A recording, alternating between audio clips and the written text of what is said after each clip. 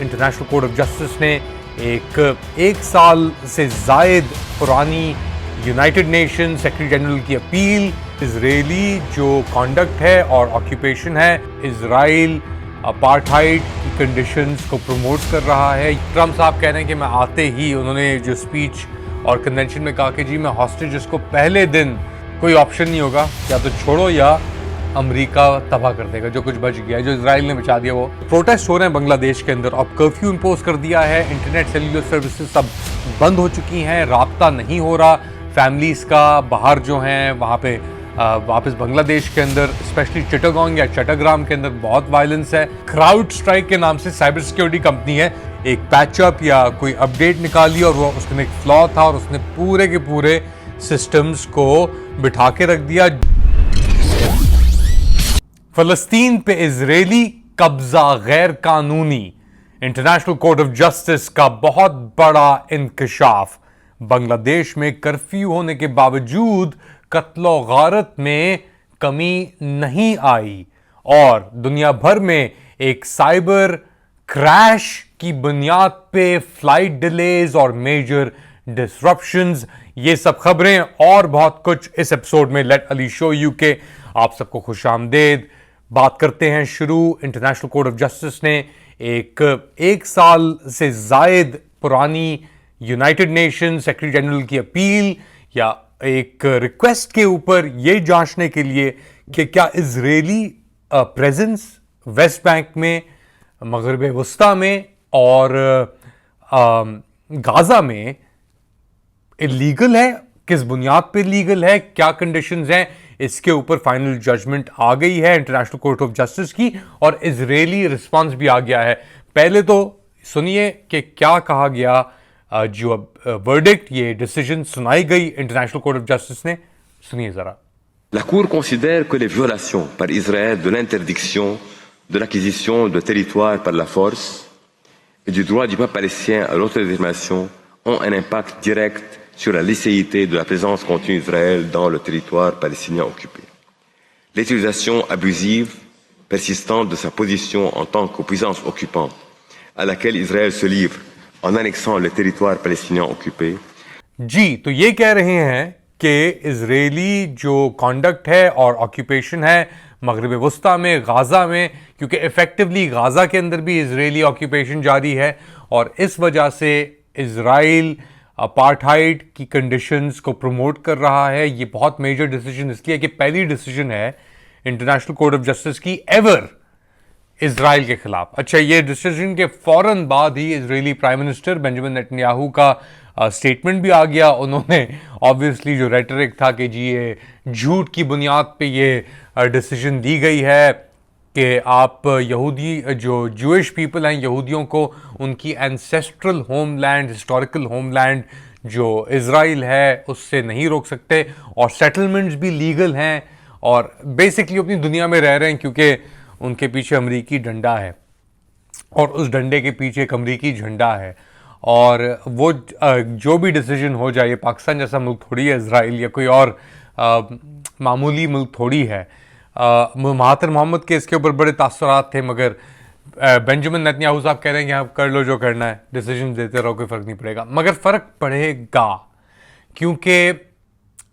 सही है, अरब ममालिक के अंदर सऊदी अरेबिया, यूएई, ये सब इजराइल के साथ एक ही पलंग में घुसे हुए हैं, मगर दुनिया के अंदर एक बहुत बहुत बड़ा सी चेंज आ चुका है। स्पेशली अगर चाइना और रशिया के अंदर भी अगर आप देखें सिचुएशन को, तो रशिया के अंदर, इजराइल के अंदर रशियन जूस की तादाद तकरीबन 33% जो इजराइल के अंदर मुकीम है उनका ताल्लुक ओरिजिनली रशिया से था। उनके माँ बाप का ताल्लुक सोवियत यूनियन या ऐसे करके था और ज़्यादातर इन लोगों ने नकल मकानी की 1980s के अंदर और 90s के अंदर, जब सोवियत यूनियन कोलैप्स होना शुरू हुआ। तो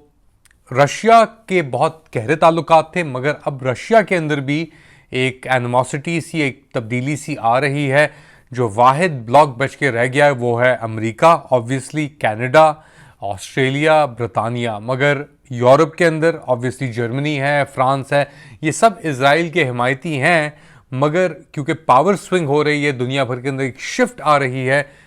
इस वजह से अब इसराइल की इतनी हमायत नहीं रहेगी और उसकी कासी एक तरीके से करता है इंटरनेशनल कोर्ट ऑफ जस्टिस, जो बहुत इमेंस प्रेशर, अमरीकी प्रेशर के बावजूद उसने ये बड़ी अहम डिसीजन दी है। इसके रैमिफिकेशंस भी होंगे, हार्डनिंग ऑफ पोजीशंस भी होंगी, मगर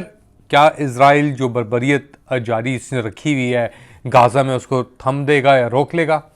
मेरे ख्याल से नहीं। और ये एक बहुत बुनियादी यहाँ पे एक इशू है, क्योंकि कोई भी प्रेशर, अगर अमेरिका का प्रेशर नहीं है उसके अलावा, अब अमेरिका के अंदर भी ट्रम्प साहब कह रहे हैं कि मैं आते ही, उन्होंने जो स्पीच और कन्वेंशन में कहा कि जी मैं हॉस्टेजेस को पहले दिन, क्योंकि जो हमास ने कुछ ये इजरायली हॉस्टेजेस जो पकड़े हुए हैं उसके अंदर से कुछ जो हैं वो ड्यूल सिटीजन हैं, अमरीकी और इजरायली, तो उनके ऊपर ट्रम्प साहब कह रहे हैं कि उसी दिन आते ही वो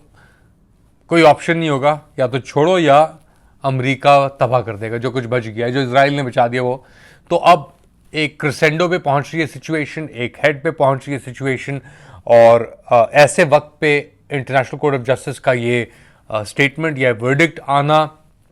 माने तो रखता है और ऑब्वियसली चीज़ों को अफेक्ट भी करेगा। और ये सेटलमेंट एक्टिविटी को लेके भी, क्योंकि ना सिर्फ वो कह रहे हैं कि इलीगल और ऑक्यूपेशन है, वो कह रहे हैं कि जी इंटरनेशनल लॉ के खिलाफ ज़रूर है, और क्योंकि सेटलमेंट एक्टिविटी मकबूजा मशरक़ वस्ता के अंदर और मशरक़ जेरूसलम के अंदर जो जारी रखी हुई है इजराइल ने और इजरायली सेटलर्स ने, इसकी वजह से उनकी कंक्लूजन ये है कि इट्स एन ऑक्यूपेशन, कब्जा है बेसिकली। ये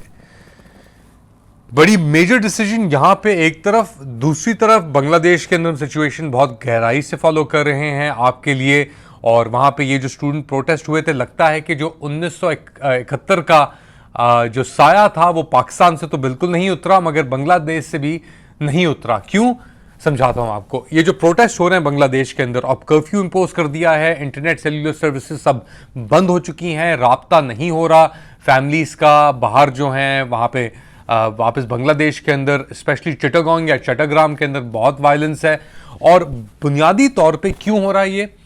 1971 के जो शोहदा थे उनकी फैमिलीज़ को रिजर्व कोटा दिया गया था 1971 से लेके, यानी जंग के फौरन बाद 71, 72, 73 के अंदर जो भी शहीद हुआ था 71 में, उनकी फैमिलीज़ को कोटा दिया गया था कि आपको इतना कोटा मिलेगा जॉब्स का। अब उस वाक़ये को तकरीबन 53 साल गुजर जाने के बाद भी ये कोटा इन प्लेस है, और ये कोटा इन प्लेस रखने से लॉयल्टीज़ ली जाती हैं शोधा की फैमिलीज़, ऑब्वियसली उनका एक स्टैचर भी क्रिएट होता है, उनको फिर इकोनॉमिक बेनिफिट्स भी मिलते हैं, और ये एक पूरा गेम के तहत अवामी लीग इस चीज़ को चला रही थी। अब जब इसके अगेंस्ट डिमांड्स और ये सब चीज़ें होना शुरू हुई तो डेवलप हुई, कैंपसेस के ऊपर एहतजाज शुरू हुए, और फिर वो आहिस्ता आहिस्ता पॉलिटिकल मूवमेंट में, इसके मैंने बात की थी आपसे, इसका रुख हुआ, मगर इवेंचुअली शेख हसीना को अपने कार्ड्स दिखाने पड़े कि जो भी बातें थी बड़ी बड़ी इकोनॉमिक प्रोग्रेस की या जो भी, वो किसी मायने नहीं रखी उस चीज़ का इस वक्त पे आके। और अब ऐसी सिचुएशन है, इंटरनेट सर्विस बंद है, कर्फ्यू लगा हुआ है पूरे बांग्लादेश के अंदर, और किस तरफ जा रही है इमरजेंसी सिचुएशन, ये एक डेवलप हो रही है, कहाँ जाके रुकेगी हमें नहीं पता, but you know let's closely see and follow this, हम आपके लिए करते रहेंगे। यहाँ पे बांग्लादेश के डिसरप्शन आई है पूरी दुनिया के अंदर, एविएशन में, लॉजिस्टिक्स के अंदर, एक बग की वजह से, हैकिंग नहीं, एक बग की वजह से एक कंपनी है जो ये सॉफ्टवेयर डेवलप करती है, क्राउड स्ट्राइक के नाम से साइबर सिक्योरिटी कंपनी है, उसने माइक्रोसॉफ्ट बेस्ड लैपटॉप कंप्यूटर्स के ऊपर एक पैचअप या कोई अपडेट निकाली, और वो उसके एक फ्लॉ था, और उसने पूरे के पूरे सिस्टम्स को बिठा के रख दिया। जुमे तक क्राउड स्ट्राइक ने कहा कि जी ये फैल्कन नाम का इसका टूल था, ये विंडोज़ के ऊपर इसने जाके करप्शन हो गई या कुछ मसला हुआ, और वो अब पैचेस निकालने की कोशिश कर रहे हैं, मगर पैचेस निकल के नहीं दे रहे। आपको दिखाता है ये कितना प्रिकेरियस है हमारी दुनिया, कि एक तरफ हमारे पास इतनी एक्सेस टू टेक्नोलॉजी है, मगर दूसरी तरफ कोई हल्की सी भी चीज़, एक हल्का सा लफ्ज़ एक कोर्ट के अंदर गलत चला जाए अगर, तो पूरा निज़ाम और सिस्टम बैठने में टाइम नहीं लगता। खैर, एक और बात, इजराइल फ़लस्तीन की हम बात कर रहे हैं, गाज़ा की बात कर रहे हैं, तो वहाँ पे बहुत प्रेशर अब डेवलप होगा इजराइल के ऊपर, या एक आउटलेट लेने के लिए ट्रंप साहब के आने से पहले अगर वो स्ट्राइक करता है लेबनान या यमन हूतीस के को देखना पड़ेगा। ये बहुत तेज़ी से सिचुएशन चल रही है, बढ़ रही है। आपका ख्याल है मुझे बताएं कमेंट सेक्शन के अंदर। Do like, subscribe and share this content. अपना ख्याल रखिएगा, अगली बार तक अल्लाह हाफिज़।